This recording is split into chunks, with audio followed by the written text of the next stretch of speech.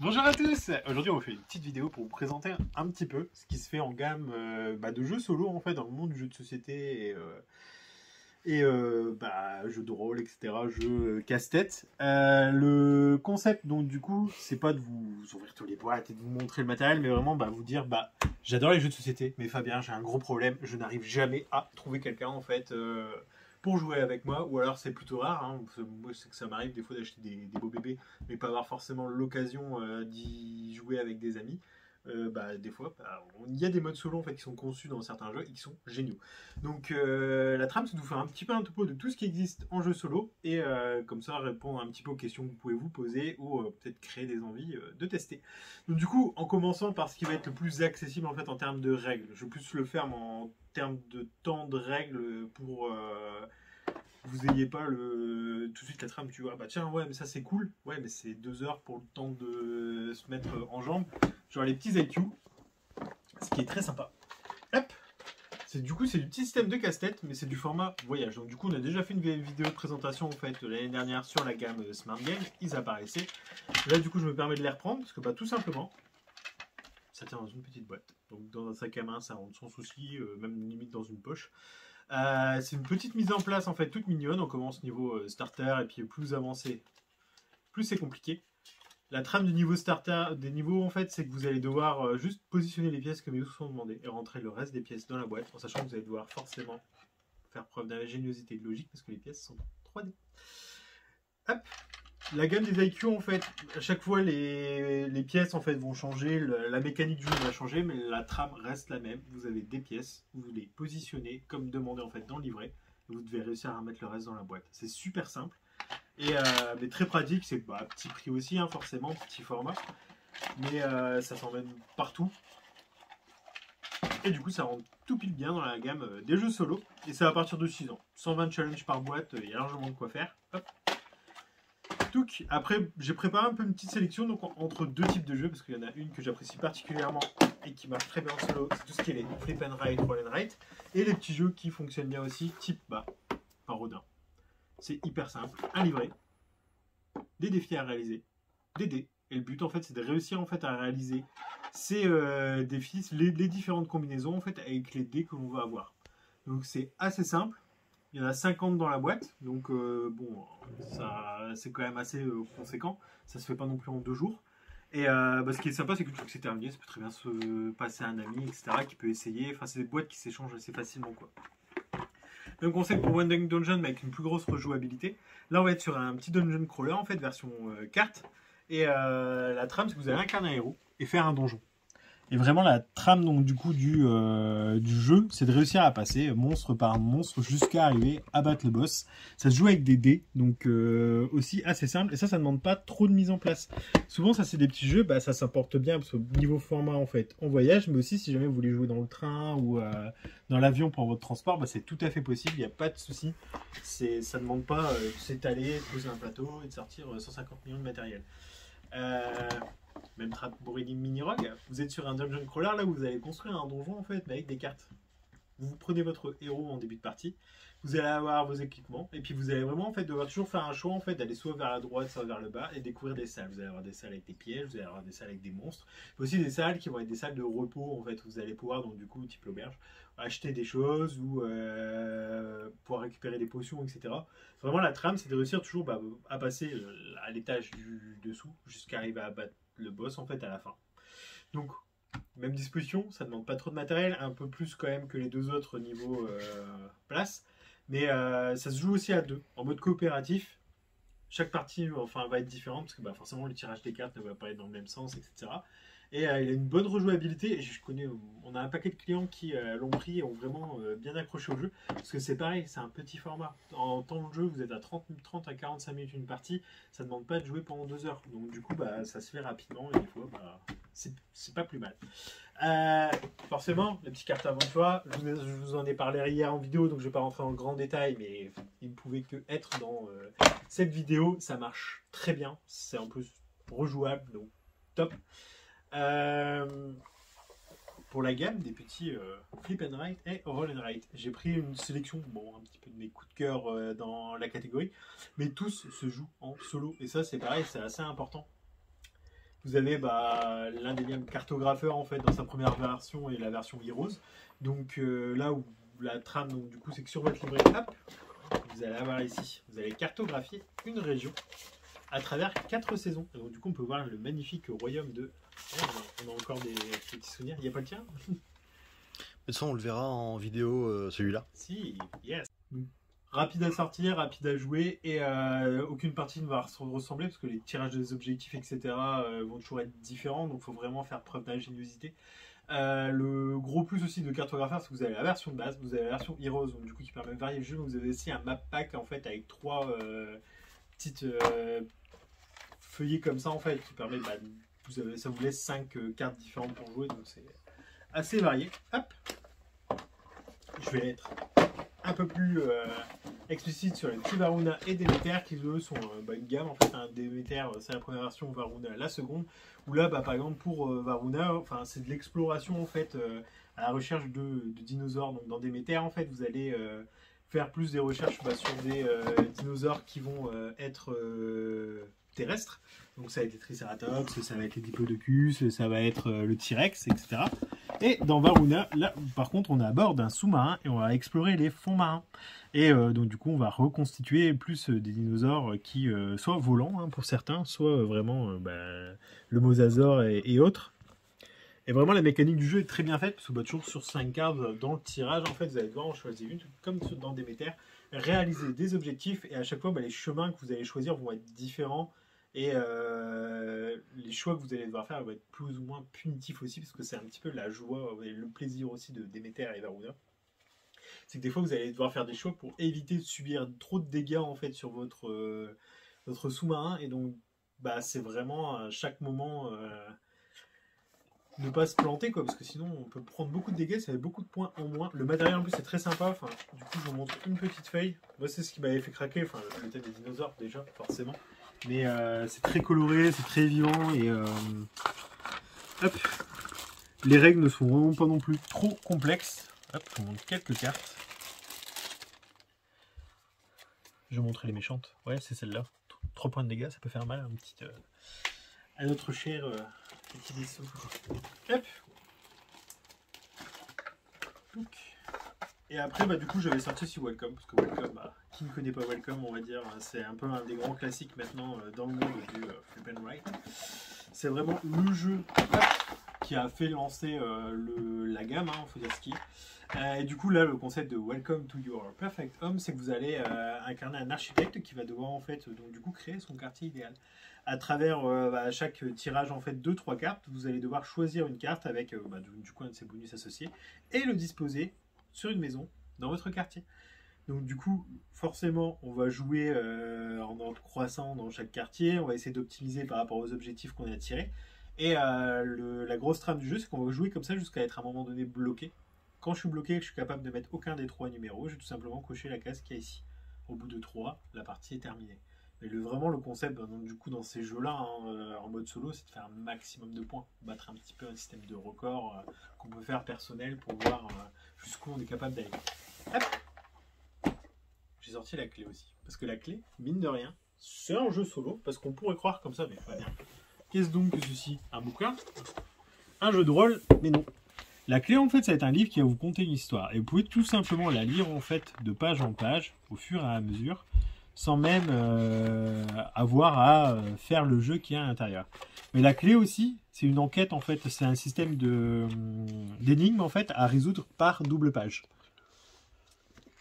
Et donc, du coup, vous allez avoir une lumière bleue, en fait, qui est fournie directement avec le livre, qui vous permet donc du coup de voir des écritures qui sont faites à l'encre invisible. Et grosso modo, c'est 35 à 40 heures d'énigmes dans le livre quand vous avez terminé la totalité de celui-ci. Et elles ne sont pas spécialement. Et donc du coup, vous avez cette possibilité pour l'encre invisible. Hop, voilà, je vous montre avec la petite lumière bleue. Vous allez avoir des flèches en fait qui vont vous mener en fait à chaque fois vers. Attends, je vais essayer de la voir bien. Ouais. Ouais. Je sais pas si ça arrive bien à voir. Mais c'est une des subtilités en fait que vous allez avoir dans le livre. Là, par exemple, typiquement, vous pouvez simplement lire la page, mais en fait, si vous faites un petit peu attention, ici, vous avez différentes runes. Hop, qui vont correspondre à l'alphabet randais que vous avez juste là. Donc du coup, ça vous permet vraiment donc, de réfléchir en fait, parce que des fois, c'est pas du tout instinctif, mais c'est vraiment en cherchant, en touchant aussi la texture, en jouant avec la lumière, que vous allez réussir à trouver en fait l'énigme qui se cache dans la page. Il y a un site internet où vous pouvez vérifier en fait la solution, parce que typiquement en fait par double page, vous allez avoir accès à un mot en fait, ça vous débloque un mot, et vous allez avoir une phrase à constituer que vous allez pouvoir rentrer sur le fameux site et qui va vous révéler un petit peu la suite une fois que vous aurez tout terminé. Voilà. Hop. Et après, niveau jeu de société, on reprend dans le vif du sujet. Il y a des jeux, il y en a beaucoup en fait. Hein. Là, j'ai pris une sélection de jeux que je connais bien, que j'ai déjà joué en solo et que je trouve très bien. Mais il en existe encore tout plein. Je pense à Sage, je pense à Viticulture, je pense à Tapestry, je pense à... Par contre, ces jeux-là, en fait, vous demandez en général... Enfin, je les ai pas mis parce que je trouve que la rejouabilité n'est pas énorme. Autant là, la rejouabilité est monstrueuse au niveau du mode solo que, faut dire ce qui est, Side Tapestry, on arrive, vu que c'est juste un automate, ça tourne vite en rond, on fait 1, 2, 3 parties, mais on s'ennuie assez vite.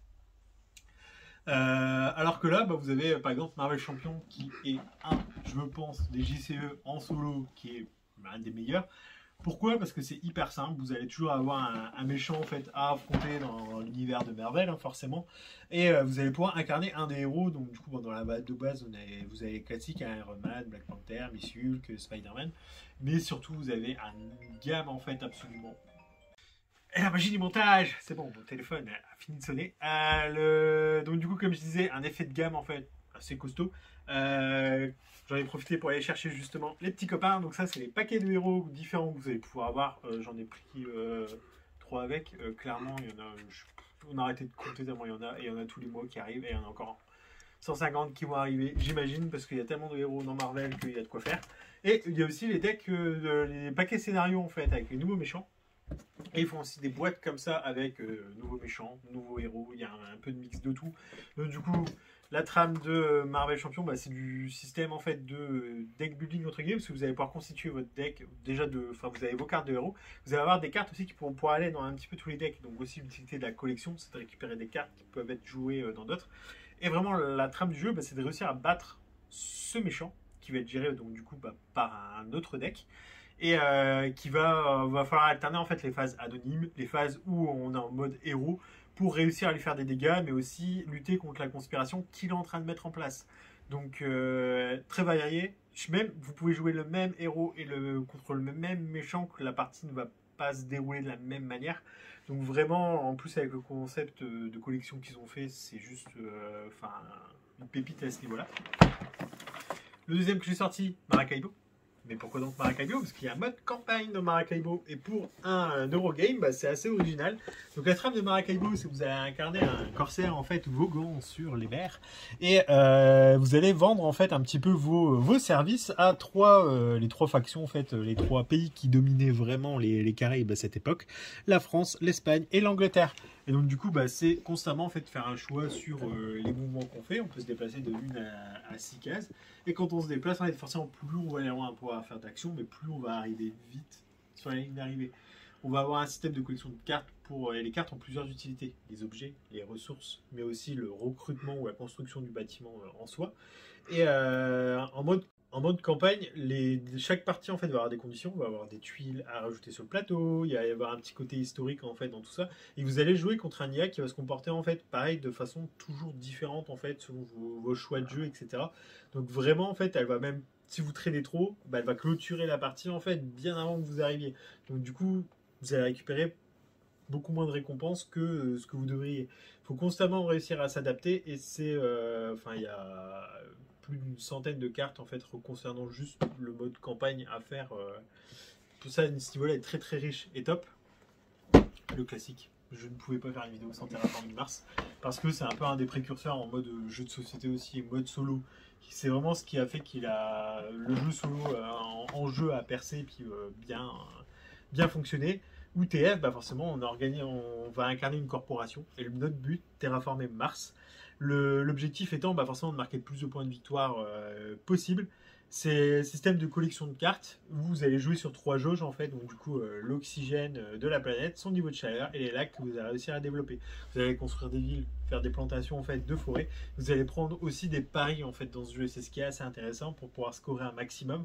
C'est est-ce que je serai pas la personne qui va faire le plus de chaleur sur Mars, donc du coup être thermaliste. Est-ce que je ne vais pas être celui qui va construire le plus de villes? C'est à chaque fois faire des choix pour d'optimisation. Ça se joue beaucoup aussi sur les ressources, donc il va y avoir forcément l'argent qu'on va générer par tour, il va y avoir le fer, le titane, l'électricité qu'on va transformer en chaleur. Et chaque partie, pareil, plein de rebondissements. Le mode solo est pas trop compliqué à prendre en main, pardon. Et les règles du jeu non plus, ça reste relativement accessible comparé à d'autres jeux qui peuvent être un petit peu plus longs à ce niveau-là. Mais très très bien. Et le petit dernier, oui, je sais, Pax, encore Fabien, oui, c'est un de mes jeux préférés.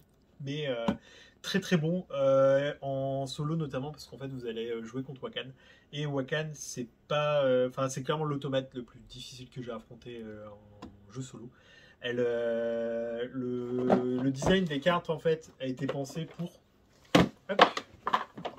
Et du coup on en profite pour voir le magnifique matos du jeu. Hop. C'est surtout que c'est un jeu qui ne se joue pas sur un plateau mais un tapis. Et ça, rien que pour ça, c'est hyper original. Hop. Touc. Et donc, du coup, souvent, la peur que peuvent avoir les gens par rapport à Pax, c'est que sur les cartes, on se dit, mais mon Dieu, Fabien, il y a 150 000 textes sur les cartes, mais en fait, le texte, c'est juste de l'histoire, en fait, parce que c'est des personnages qui ont vraiment existé, et ça raconte, en fait, l'indépendance de l'Afghanistan, à l'époque où elle était occupée principalement par la Russie et l'Angleterre.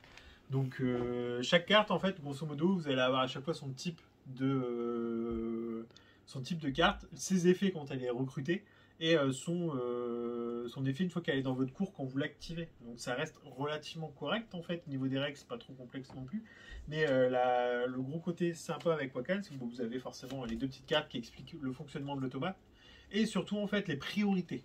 Donc ça c'est ce qui est top en fait dans celui-ci, c'est qu'à chaque fois il vous dit la priorité générale c'est d'activer les cartes de gérer les cartes de l'adversaire, de la coalition, etc. Donc vous avez vraiment en fait cet effet que vous allez devoir gérer en fait en permanence, et donc du coup qui va s'adapter à vos choix. Et c'est plutôt rare pour un automate. Généralement ils vont sur de la pose d'ouvrier, ils vont occuper des cases pour vous gêner, mais ça ne sera pas forcément les cases que vous auriez voulu. Elle va vraiment faire des actions en fonction de ce que vous faites. Et donc du coup pour le tirage c'est assez simple. Hop. Quand vous allez tirer une carte, en fait, tout simplement, vous allez la positionner comme ceci. Et donc, du coup, elle va faire référence, en fait, au numéro que vous allez avoir sur la gauche. Donc là, en l'occurrence, ce serait le numéro 2. Et donc, du coup, sa première action, ce serait de radicaliser. Et là, elle vous met, en fait, toujours l'ordre dans lequel elle va le faire par rapport aux nations. Donc, du coup, c'est pareil, ça va vraiment, en fait, dépendre du tirage, mais aussi de vos choix. Et pour ce type de jeu, c'est juste génial. Voilà. Donc c'était ma petite sélection de jeux en mode solo, puis on vous montrait un petit peu ce qui fonctionnait bien. Ouais, en quelques minutes de vidéo, j'en ai eu partout. Mais c'est un peu le concept des jeux, on va ouvrir des boîtes, montrer ce qu'il y a dedans. Voilà. Merci à vous!